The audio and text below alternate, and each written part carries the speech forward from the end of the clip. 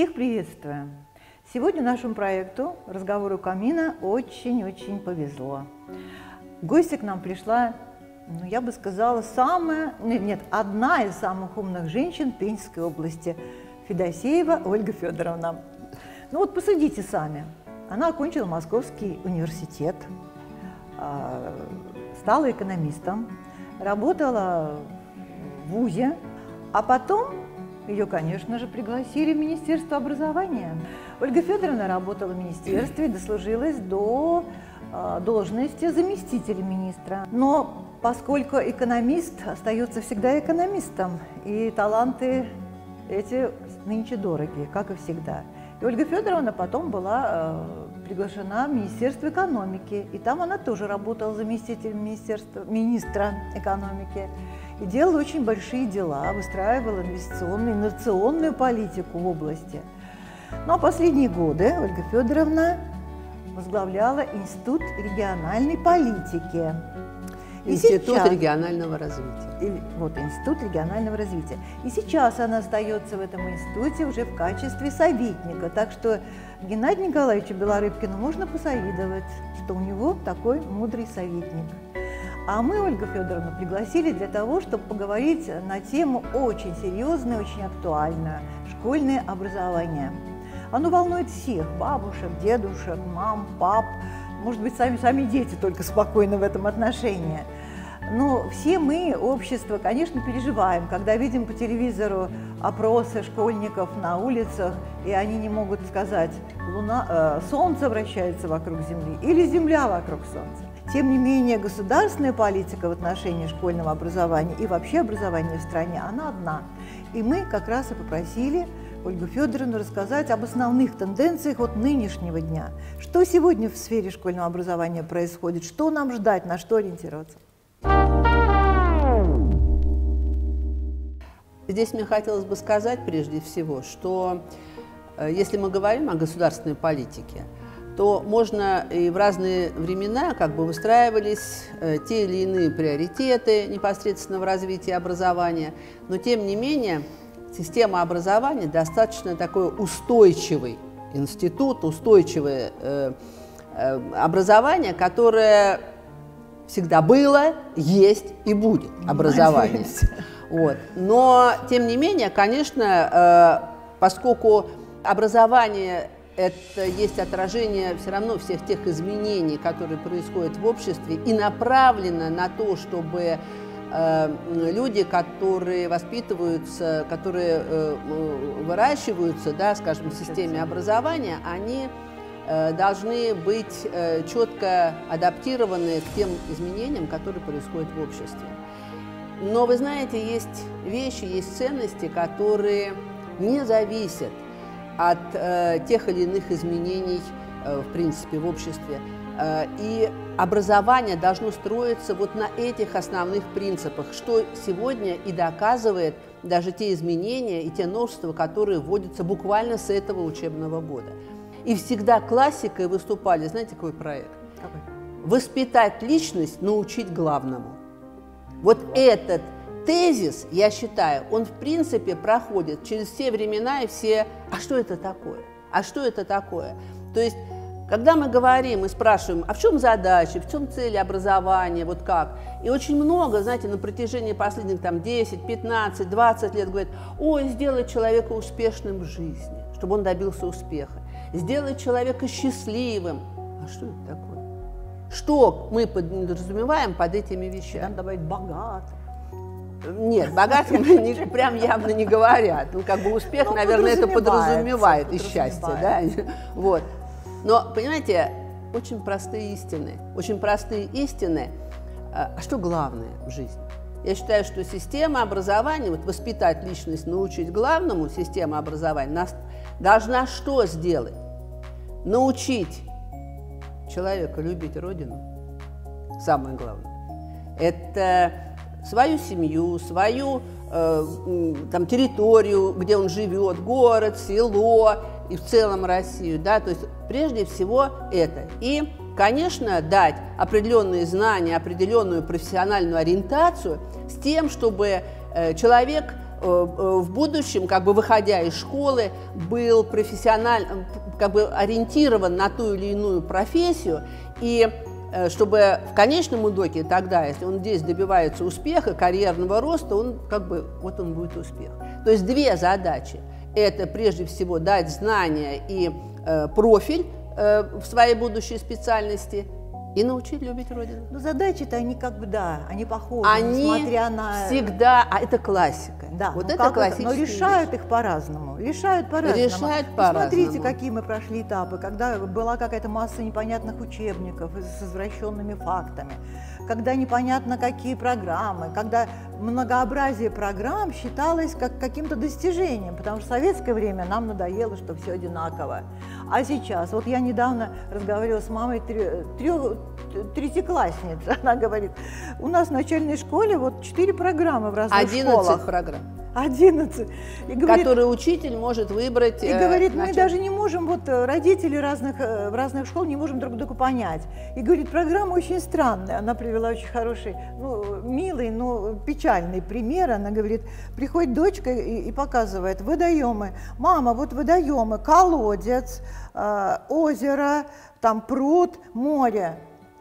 А мама говорит, а речка? Речки нет, речка – это не водоем. Она говорит, мы весь вечер ее пытались убедить в обратном, но правда вернулась на другой день из школы и говорит, мам, учительница велела зачеркнуть колодец и написать речка. Вот программы, да, вот вот к чему приводит выбор.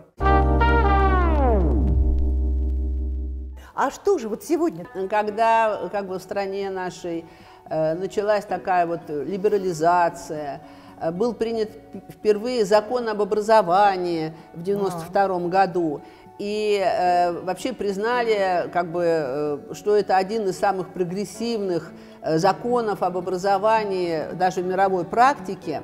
Либерализация заключалась как раз в том, что можно было выбирать учебники, выбирать программа примерная, а дальше школы составляли сами, учитель, вот давали больше свободы учителю, в том числе и в интерпретации тех или иных явлений, событий, прежде всего в общественной жизни, да, вот как бы в гуманитарных направлениях и так далее. Сейчас, да, когда мы говорим даже с этого года, вы знаете, в определенной степени те события, которые сейчас происходят последние 2 года, да, 1,5 года, они в общем-то, подтолкнули вот к этим вещам, связанных прежде всего с воспитательными аспектами, прежде всего с тем, как все-таки систематизировать образовательный процесс, с тем, чтобы действительно мы увидели больше, скажем так, какой-то стройной системы. Это же с 1 сентября для людей. Вводится, вот то, что сейчас мы говорили, федеральные общеобразовательные программы. То есть они уже идут, подчеркиваю, не федеральный образовательный стандарт, это как бы принято и прочее, да, и раньше нужно было стандарт, да, стандарт, даешь стандарт, а уж какую программу ты сам там разрабатываешь, а именно то, что это уже идут основные общеобразовательные программы федеральные. И это предусматривает разработку учебного плана, это, значит, по предмету непосредственно календарный план и плюс там план воспитательной работы. Ольга Федоровна, это же как в советское время получается. Мы же так учились, помните? Сейчас идет направление... Я имею в виду общая да, программа для всех, только это я имею в виду. Да. Как в советское доброе время. Извините, а я все обращаюсь к популярным роликам в интернете. Да. Вот обожаю, сидит дама, ну, вот нашего возраста, за столиком, и ей задают вопросы на эрудицию. Сложные. Она отвечает на все вопросы правильно, ее спрашивают, где вы получили такое образование? Она говорит, в средней общеобразовательной советской школе. Вот когда были общие программы, когда был тот фундамент, о котором вы говорили. Так что и сейчас... Вот, понимаете, я считаю, что сейчас вот такой подход современный, то есть мы должны, конечно, потом посмотреть результаты этих всех процессов, которые вводятся, но я считаю, что сейчас очень разумно, в каком плане. То есть вот эта программа основная, она предусматривает так называемый золотой стандарт, то есть базу дать Вот что обязательно базовый уровень, который должен получить каждый обучающийся. Это касается и начальной школы, да, и да, это касается всех звеньев, да? всей школы. А где эти программы? Выше, пожалуйста, можно давать дополнительно. Вот это надо дать обязательно. Федоровна, так они разработаны, эти программы, они есть или еще предстоит их разработать, общие для всей страны? Почему? Сейчас уже программы, общие программы, значит, они предоставлены. Другое дело, вот проблема какая есть, не по всем этим программам есть учебники. Потому что вот это переходный период будет. Например, вот вы сейчас спросили про начальную школу. Если 4 класс учился по программе там 21 век, то есть там разные программы, они по этой программе и завершают. Они по этой программе и завершают.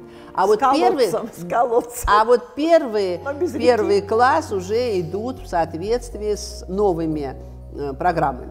В соответствии с новыми программами. Среди водоемов, да. надеюсь, поэтому есть река. Вот этот вот переход на программы и в соответствии с этим как бы новые учебники сейчас формируются с тем, чтобы обеспечить это. То есть это рассчитано на, что до 27-го года, то есть на 3-4 года. Вот этот переход. Ну, учебники-то напишут. Судя по тому, сколько учебников появилось вот в период последних 20, просто как грибы росли. Очень все любят писать учебники.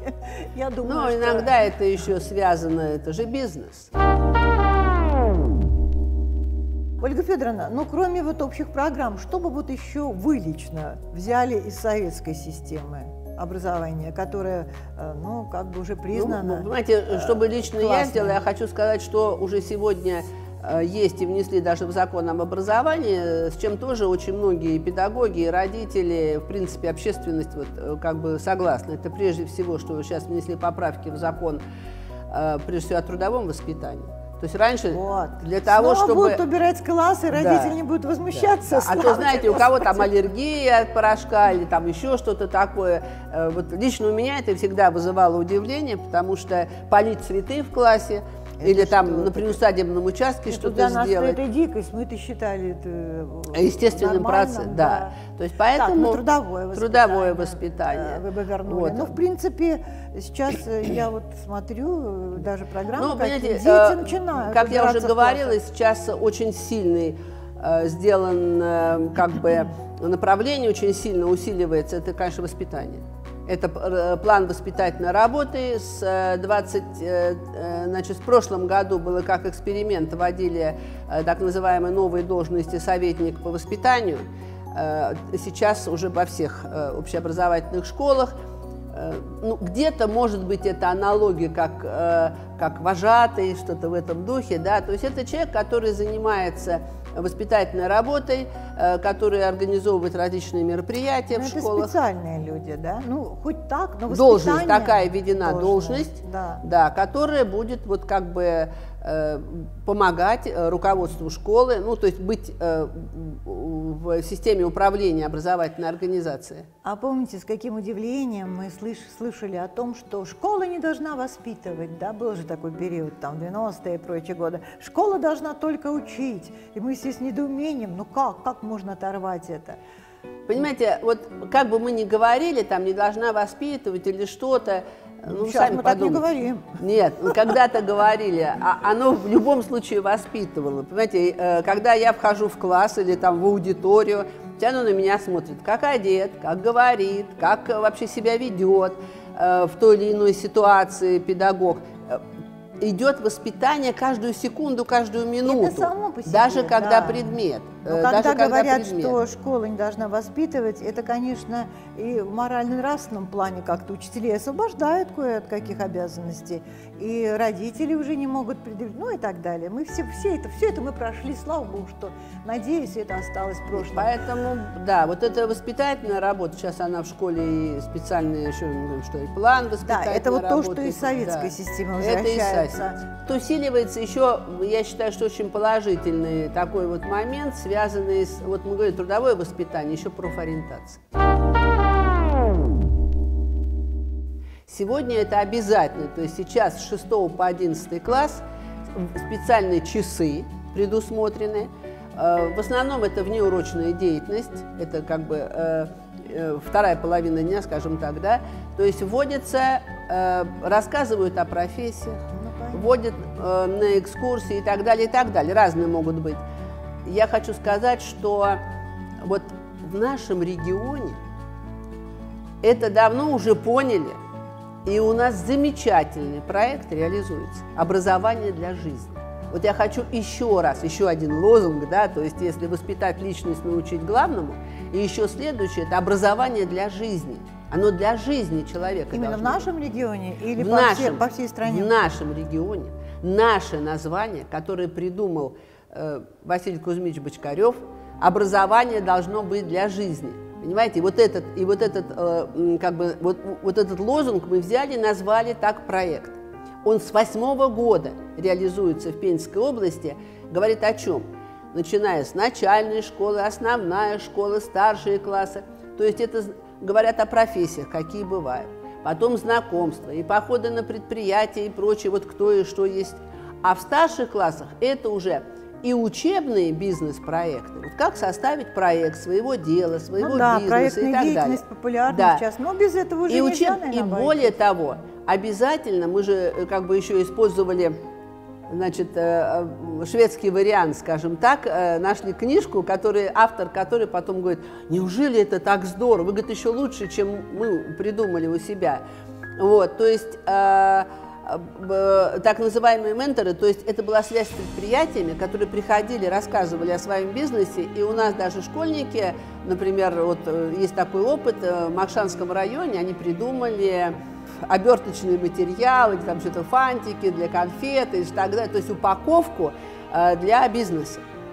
То есть это было им интересно, они это почувствовали, как это может быть непосредственно воплощено в реальную жизнь.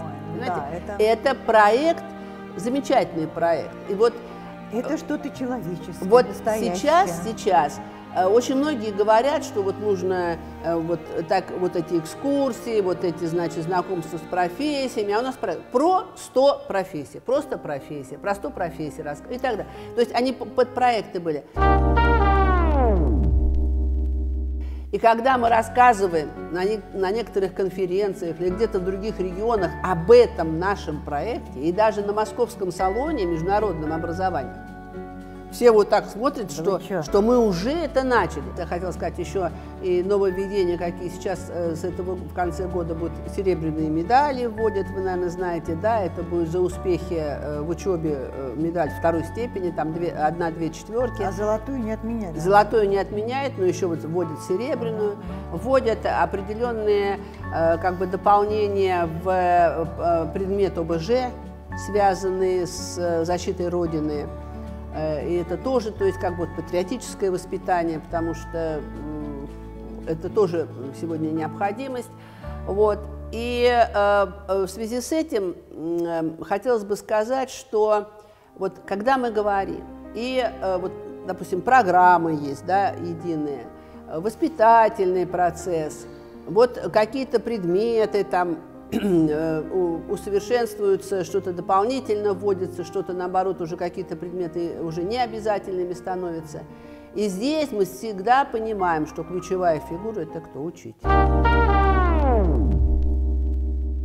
Да, я к этому тоже хотела подвести. И вот здесь, понимаете, мы всегда говорим, самое главное сегодня – это методика преподавания. Это и знание предмета для учителя, да, но еще и как донести до ученика, как сделать, чтобы он полюбил, знал предмет, и не только знал, но и полюбил предмет, если это будет потом иметь значение для его будущей профессиональной деятельности. Ольга Федоровна, а есть кому доносить в школу комплектованную учителями? Помните, был какое-то время дефицит страшный. И ведь советская вот эта школа, вот эти советские учителя, пенсионеры-то потихонечку совсем уходят, наверное, их почти не осталось в школах. А что из себя представляет новое поколение учителей? Как вы их мотивируете вот, на профессию, вернее, на развитие в своей профессии? Ну, если говорить… Дефицит, первый вопрос. Дефицит есть учителей в области? Дефицит есть. Не только в области, но и в целом по России. И сегодня об этом очень много говорят. Причем очень многие люди, представители Общественной палаты Российской Федерации, недавно слушали, я согласна с ними, что, в общем-то, цифры, которые показывают, отражают дефицит, кадровый дефицит в системе образования, их нужно скорректировать.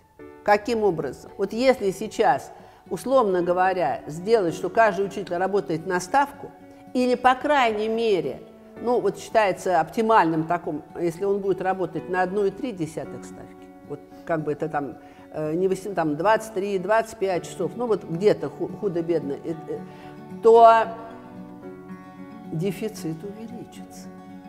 То есть вакансии, которые будут отражать количество вакантных мест в педагогическом составе школ, оно катастрофически увеличится. Ну так кто виноват, что делать, как всегда вопросы? Это же вузы, наверное, которые настолько коммерциализировались, что мы про это много писали, вот наша пресса местная, что очень мало бюджетных мест в педагогическом университете. Вы понимаете, мы вот разговаривали у нас с нашим педагогическим институтом, с Ольгой Петровной Суриной, сколько вот беседовали, говорили. Во-первых, мест, да, допустим, меньше. Во-вторых, они даже те, кто выучился, не идут работать в школу. Да, да, они идут торговать телефонами, либо, опять же, да. Это сейчас к методике, либо, понимаете, мы смотрим, каждый год в систему образования приходит, там в среднем 200 человек приходит, молодых педагогов. И задача заключается в том, чтобы удержать их в системе образования. Понимаете, если у учителя огромная нагрузка, вот я просто ставлю себя на место учителя. Если мне нужно 36, 30, и там, от 30 до 35 часов вести в неделю, а при этом еще у меня там предметы разные, и мне нужны по ним рабочие программы. Это обязательно. Календарный план – это то, что учитель должен, это определено вообще и Минпросом, и действительно это должно быть у учителя, да? А у меня несколько предметов. А я должна по каждой сделать.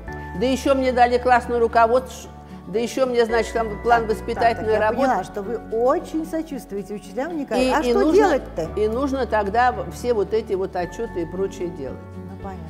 Я считаю, что какие нужно... программы на этот счет есть, или пока это еще впереди? Вы знаете, я считаю, что нужна одна большая программа, касающаяся кадрового обеспечения. Это прежде всего программа по оплате труда учителя. Чтобы учитель работал, вот эта средняя зарплата по региону не на 2 ставки, а на 1 ставку. И дальше уже смотреть и разгребать все остальные вещи. Очень много всяких мониторингов на мониторингов. И все это, когда сваливается на школу, заполнить вот эти, знаете, у нас много всяких теперь структур, которые непонятно там, что мониторят, потом делают анализ, потом делают выводы, и вроде как научно-исследовательская работа, может, они там свои диссертации делают, свои какие-то научные работы или гранты какие-то отрабатывают. Но на учителя это нагрузка, вообще на образовательную организацию. Во-вторых, очень много, огромное множество всяких мероприятий и конкурсов. Надо их сократить? Но это же воспитательная работа, по сути. Не только, я имею в виду по воспитательной, но я считаю, что, может быть, надо смотреть, в этих участвовать, в этих участвуют эти учителя, в этих участвуют эти. Понимаете, как они все, а не так, что все во всем всегда должны участвовать. А почему приходится участвовать или что-то делать? Потому что порой в школе система стимулирования, опять же связанная на оплату труда, значит, направлена на то, что чем больше я где-то участвую, тем больше мне баллов, тем повышается моя стимулирующая зарплата. Понимаете, вот оно вот как бы взаимосвязано. Я сейчас с вами говорю вот в целом как бы свое такое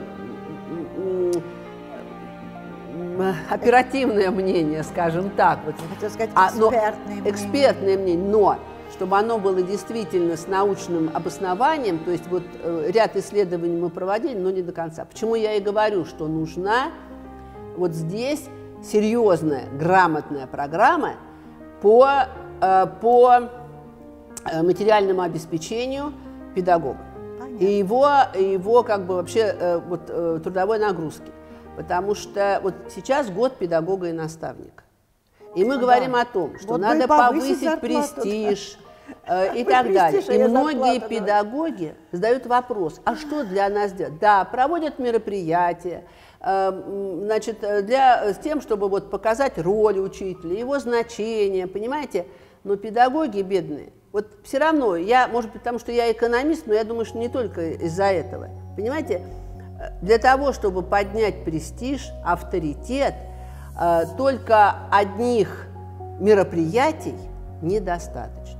Нужна серьезная материальная поддержка каждого учителя. Я думаю, на этом месте нам будут аплодировать все, кто будет нас слушать. Когда говорят, что оклад учителя, и сейчас, понимаете, когда вот в печати идут, вот оклады там тех или иных работ, культуры учителя, 7-8 тысяч даже, но зарплату он должен среднюю у нас по региону получить 35. Вот здесь я совершенно четко вам, как эксперт, как экономист говорю, что это ненормальная ситуация. Что, понимаете, сколько было научных разработок в советское время, где четко сказано, сейчас вот на это уже говорят, что гарантированный оклад, заработной платы, не заработной, а оклад гарантированный должен быть не менее 70%.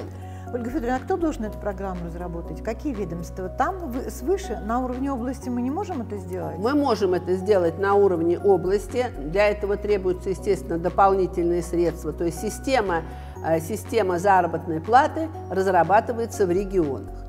И это вот как бы в соответствии с действующим законодательством.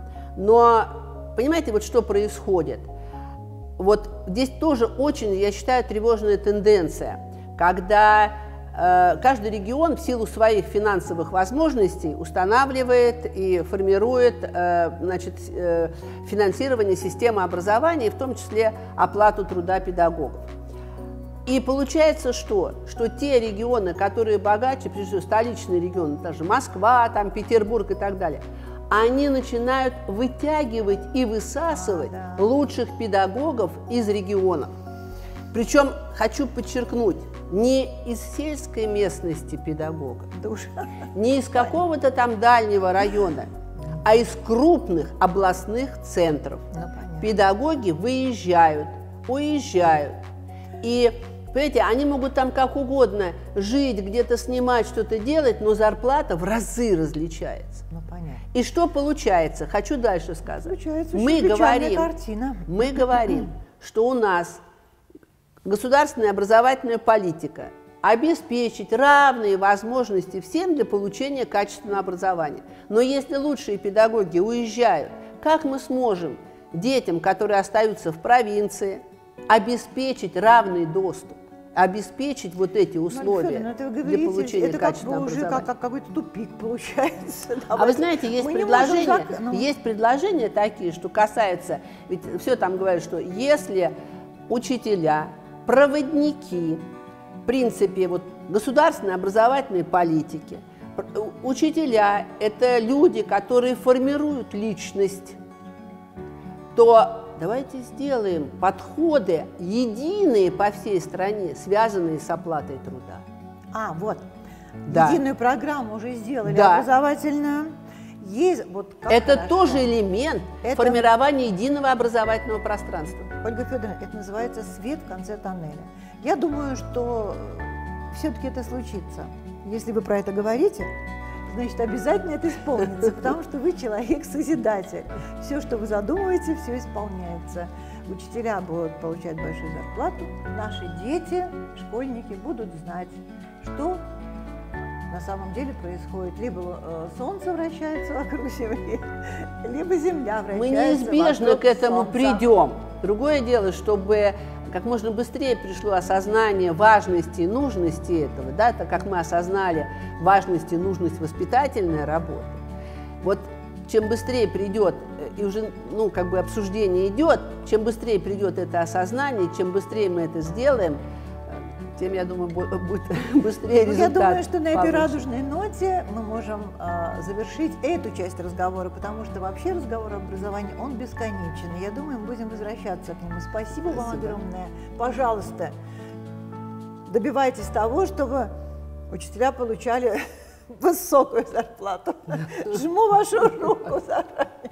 Дорогие друзья, всем желаем всего хорошего. Надеемся, что вы будете участвовать во всех процессах положительных, о которых мы говорили. И до новых встреч. С вами были «Разговоры у камина». Светлана Февралева и Ольга Федосеева.